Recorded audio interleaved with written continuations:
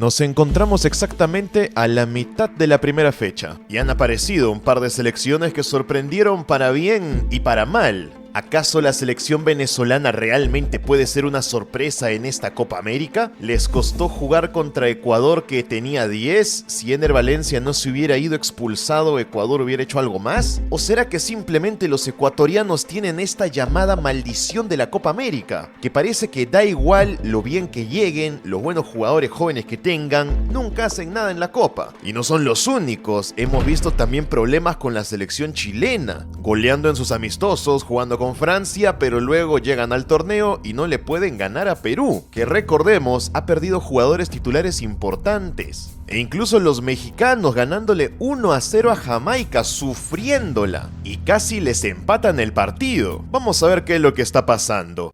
Los otros Saiyajin que siguen con vida tienen el poder de pelea más elevado que yo. Además de derrotar a Raditz, existen otros dos peleadores más poderosos. ¿Qué es lo que podrán hacer Goku y Piccolo?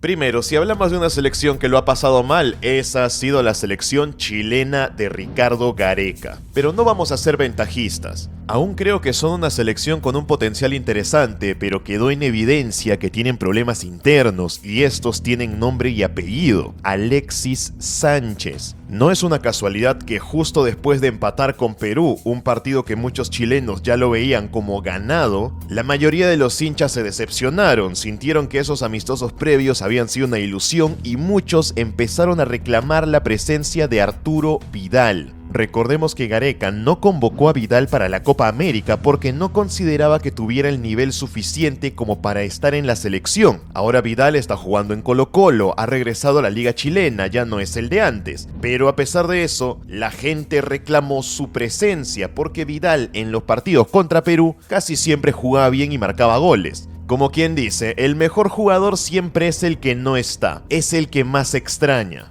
Y en la otra cara de la moneda está Alexis Sánchez, que se falló un gol cantado debajo del arco. Si no lo hubiera fallado, tal vez Chile hubiera ganado y los hinchas no estarían reclamando a Arturo Vidal y no le estarían reclamando a Gareca. Pero como Alexis falló el gol y encima tuvo malas actitudes durante el partido, recriminándole a Ben Brereton, buscando pelea, quejándose del árbitro, la gente lo empezó a ver más como un quejón, como si estuviera llorando en el partido, y no era el Alexis Sánchez del pasado o el que vimos al menos el año pasado cuando jugaron contra Perú en Santiago. Era un Alexis más desesperado y los hinchas sintieron que no era el líder que necesitan dentro del campo. Por eso muchos empezaron a reclamar la presencia de Arturo Vidal, que ya no puede ir a la Copa porque no está en la lista. El empate contra Perú ha tirado abajo la confianza que tenían los hinchas, pero yo creo que no tendrían que desesperarse tanto todavía, aunque este era un partido que Chile tenía que ganar sí o sí si querían intentar asegurar la clasificación, porque si no, van a depender mucho de hacer un muy buen partido contra Canadá o no perder contra Argentina. Y eso es lo que preocupa a los hinchas chilenos, porque dicen, ¿qué pasa si Perú le gana a Canadá y en la fecha final Perú y Argentina terminan acordando un empate para clasificar los dos y dejar afuera a Chile? Esa es una idea que empezó a rondar en la mente de los chilenos después del empate con Perú. Es algo que les preocupa, pero para que se quiten esa preocupación tienen que hacer un partido mucho mejor contra Argentina en la fecha 2.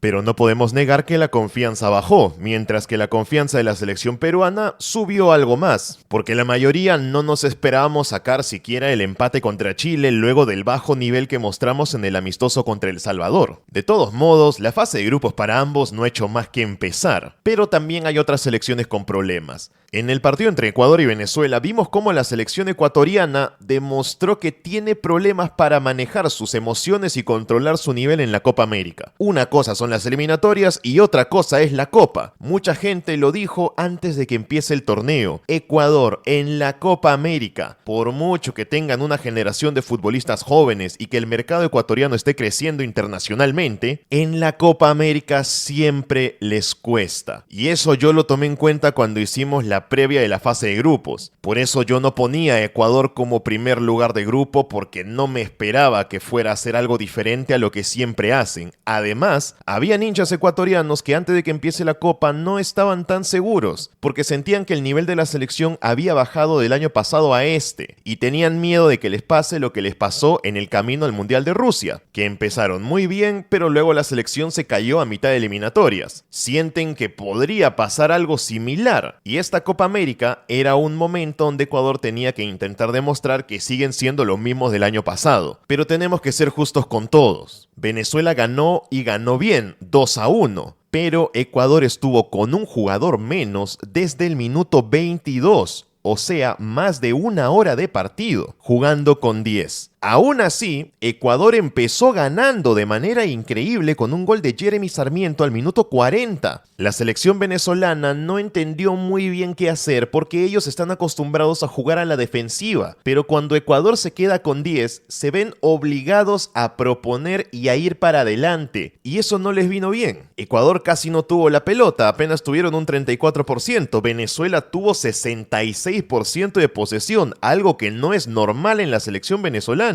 Remataron más al arco porque Ecuador tenía uno menos, tuvieron que hacer cambios. Pero recién en la última media hora de partido, y sí jugando contra 10, Venezuela demostró que tienen individualidades muy buenas. Porque recordemos que su selección tiene futbolistas como Salomón Rondón, Jefferson Soteldo, Darwin Machís o Yángel Herrera. Individualmente no son jugadores malos y algunos ya los conocemos de años en la eliminatoria, como a Rondón, pero curiosamente los goles llegaron desde la banca. O sea que los cambios que hizo Batista fueron muy buenos. Yonder Cádiz y Eduard Bello fueron los que ganaron el partido. Replanteó muy bien Venezuela contra Ecuador. Es gracias a esos cambios que se llevan el 2-1 y los 3 primeros puntos y ya los están viendo como una sorpresa. A lo mucho la gente esperaba un empate, pero todo el partido se les puso de cara gracias a la expulsión de Ener Valencia. Y lo supieron aprovechar, eso ya no es culpa de Venezuela. Ellos vieron la oportunidad y la tomaron en la última media hora, pero lo hicieron. Eso sí, les costó en muchos momentos jugar contra 10, pero yo creo que eso es porque no están acostumbrados a ser ellos el equipo ofensivo. Están más acostumbrados a defenderse y a salir a la contra. Es a lo que juega Venezuela. Eso es lo que los vimos hacer en la eliminatoria. Defensivamente muy buenos y arriba son efectivos. El problema ahora lo tiene Ecuador, porque ellos están en una posición muy incómoda, se han quedado con 0 puntos en la primera fecha, tienen que jugar contra Jamaica y contra México. Está descartado que en la fecha 2 le tienen que ganar a Jamaica sí o sí y esperar a que Venezuela no le gane a México, porque si eso pasa, los venezolanos estarán ya clasificados y Ecuador se tendrá que jugar el todo por el todo contra México en la fecha final. Y esa no es una situación que les convenga tanto, porque recordemos que México está en Estados Unidos, están mucho más acostumbrados a jugar ahí. Sin embargo, el nivel de los mexicanos no es que haya dejado a la gente feliz. México le ganó también 1-0 a Jamaica con un gol de Gerardo Arteaga, un gol que pareció salido de otro partido, porque por cómo se dieron las cosas, México tuvo muchos problemas contra Jamaica, y esto lo reclamaron los hinchas después del partido. Este es un encuentro que en el pasado México lo ganaba 3-0 y no se despeinaba. Ahora lo ganaron 1-0, sufriéndola, y Jamaica les pudo llegar a empatar el partido. Y recordemos, el año pasado nada más, en las semifinales de la Liga de Naciones, México goleó a Jamaica 3-0. Sienten que en los últimos 6 meses el nivel de la selección mexicana ha bajado muchísimo. Y este partido con Jamaica era su partido más seguro del grupo. Y lo sufrieron para ganar, es por eso que están preocupados. Si sufrieron contra Jamaica, ¿qué podría pasar contra Venezuela o qué podría pasar contra Ecuador? Que recordemos, ambos son mejores equipos que Jamaica. Es cierto que los jamaiquinos tienen algunos jugadores muy buenos, incluso jugando en la Premier League. Demarai Gray y Leon Bailey, que es el mejor jugador de lejos que tiene Jamaica, están lesionados y no están en estos partidos. Y sin ellos, igual le pudieron hacer un buen partido a México, o sea que si los hubieran tenido disponibles, hubieran podido ganar. Esa es la duda que queda, y eso es lo que encendió las alarmas en la selección mexicana. No están pasando por un buen momento de juego, pero al menos sacaron el resultado, que recordemos que en una fase de grupos tan corta es lo más importante. Y yo imagino que México quiere pasar la fase de grupos. No porque se sientan con las posibilidades reales de ganar la copa, sino porque quieren que la gente vuelva a creer en ellos. Sin embargo, la sensación no fue muy buena después del partido. De todas maneras, la fase de grupos no va ni siquiera a la mitad de la primera fecha. Así que todavía quedan oportunidades para que todas las selecciones que hemos visto hasta ahora mejoren o empeoren. Ninguna puede darse el lujo de relajarse, porque el primero que se relaje en la Copa América se puede quedar afuera y no sabrá qué fue lo que pasó.